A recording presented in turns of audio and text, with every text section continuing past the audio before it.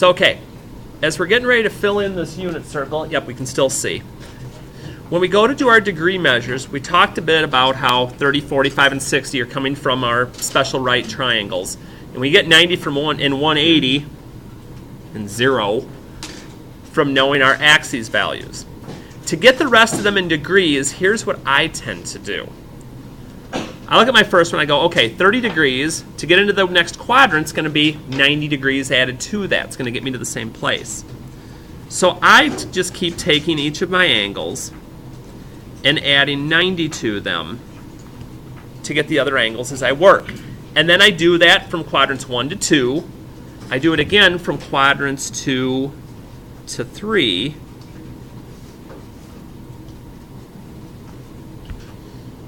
And I do it one last time from quadrant 3 to quadrant 4.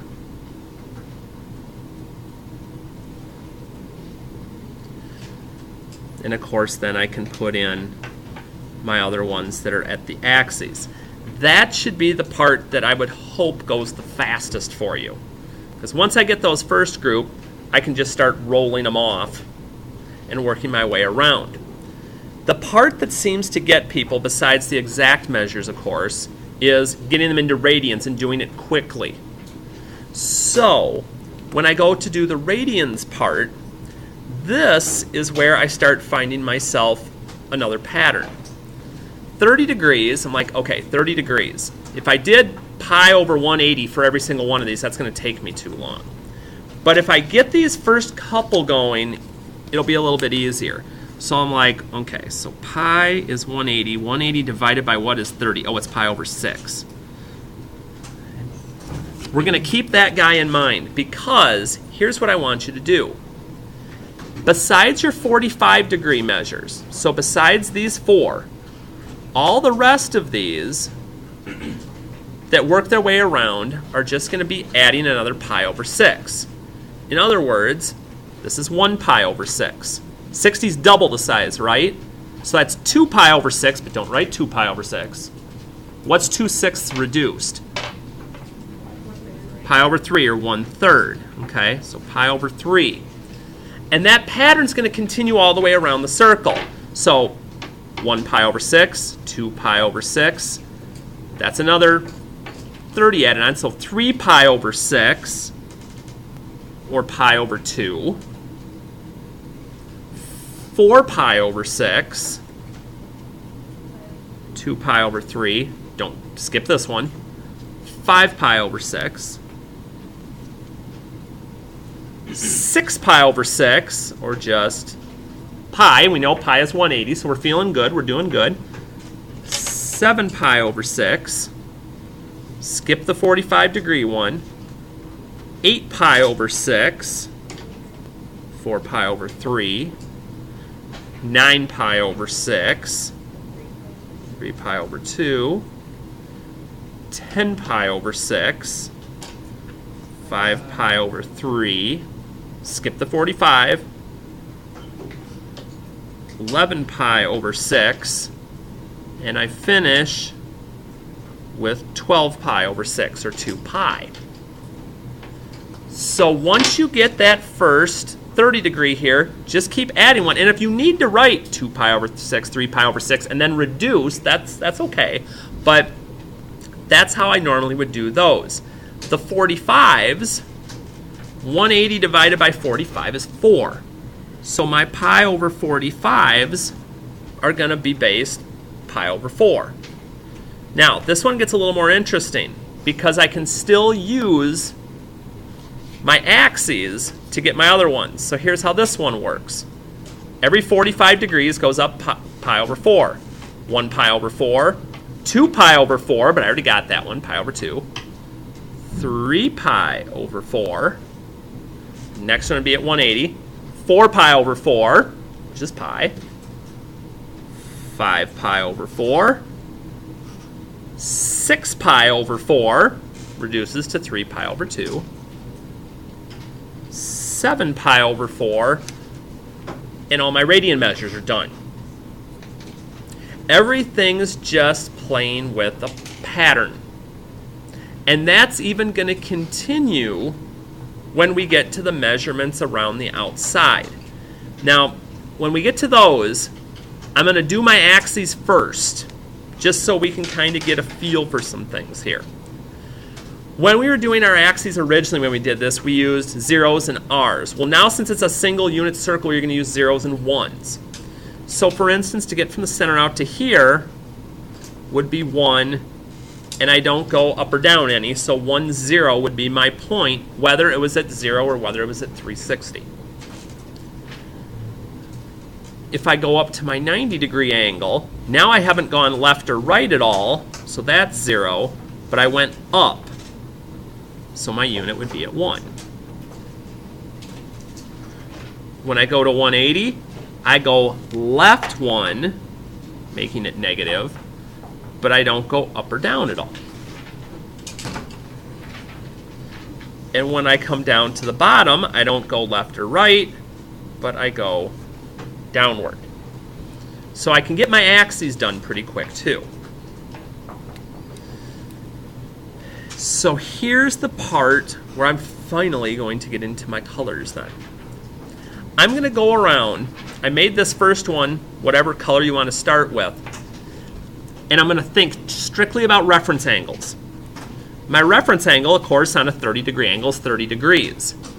In quadrant 2, which of these has a reference angle of 30?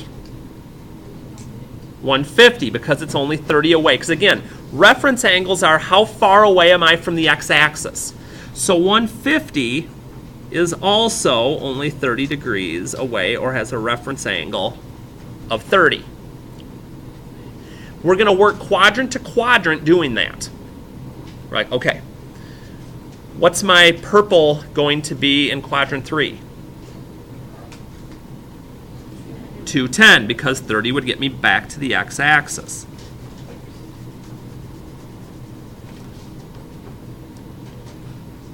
And then which of my lines in quadrant 4 will get me back to the x-axis at 30?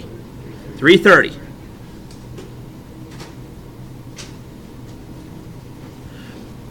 You're like, okay, we're just doing colors for right now. We'll come back to the values in a minute. I just want you to see kind of the connection that we're making here.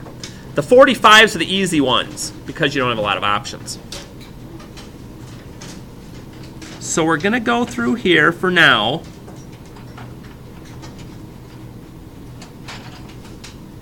And I'm going to get all my 45-degree angles.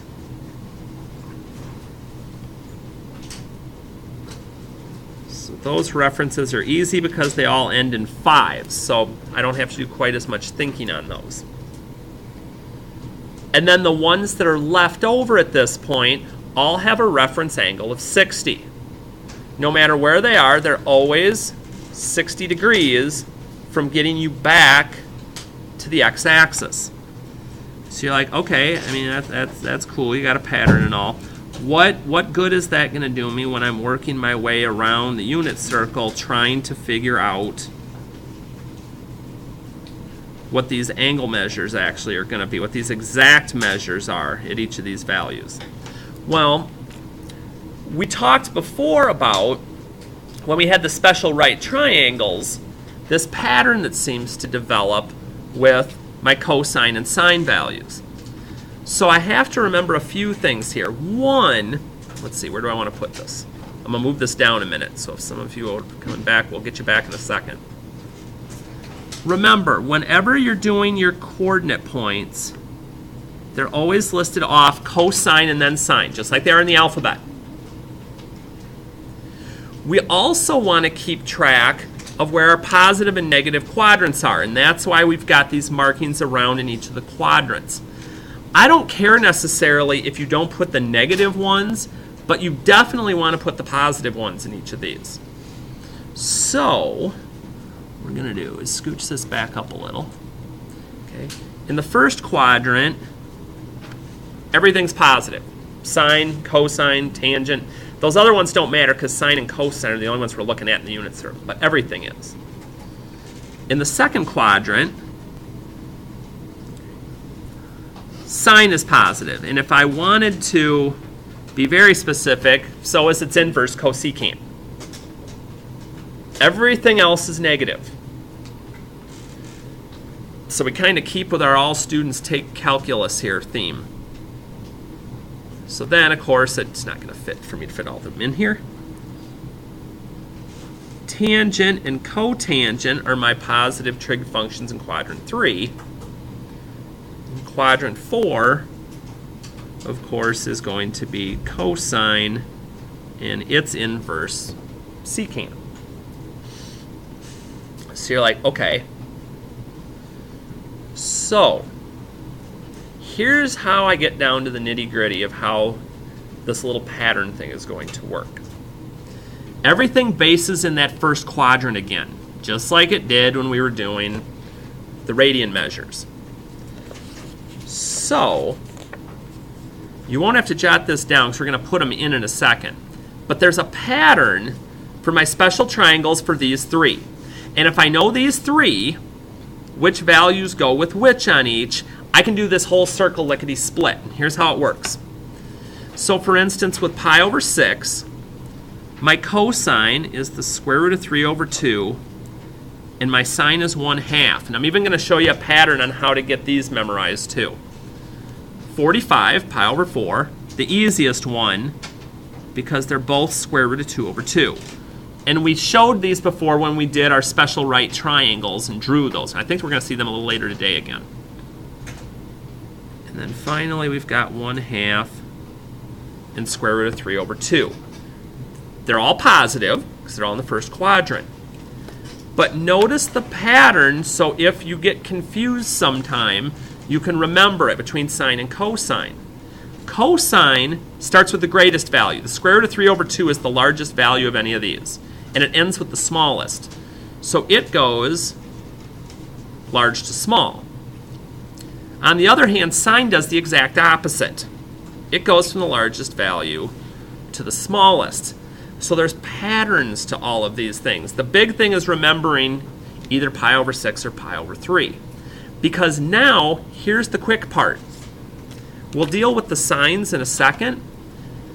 All of the places now where you see the purple line, all are going to have square root of 3 over 2 and 1/2 within their coordinate point. Because it all has to do with the reference angle.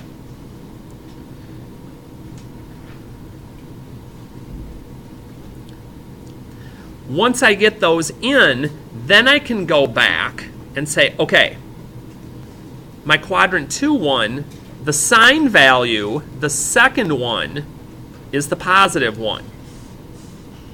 The cosine is going to be negative. When I get to quadrant 3, tangent's the only thing that's positive.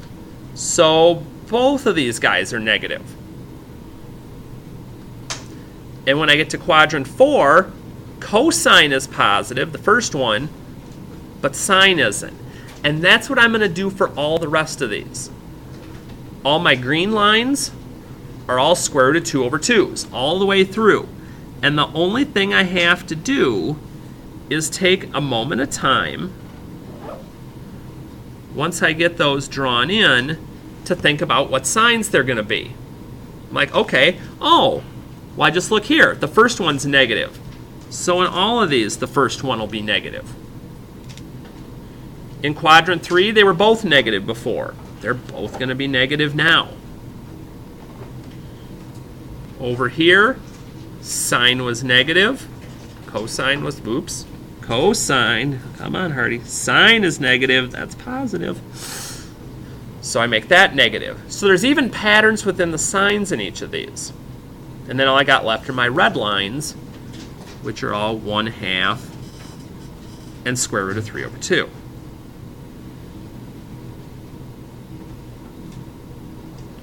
And again, I just go back and I look to see on my other coordinates what was negative before, because those are going to be the same things that are negative when I go through this time, and I've got a complete unit circle. Now, with explanations and coloring and all the other things that we did, took about, let's see here, a little under 15 minutes or so. So our goal is going to be to get you, by the time we do this early next week, at around 10, 12, somewhere in there. And we're going to do this again in a couple of days and see if we can go faster now that we have a little bit of an idea of what the pattern is. I'm putting an additional blank copy of this online on the website. So if you want to go through sometime and have yours, and you're like, okay, I'm practicing, I'm going to see how fast I can do this. And I've got extras up front, too, if you wanted to grab one for an extra one, because we'll be doing this again, too, and kind of see how that works. So that's one thing we're going to be up to today. And I'm going to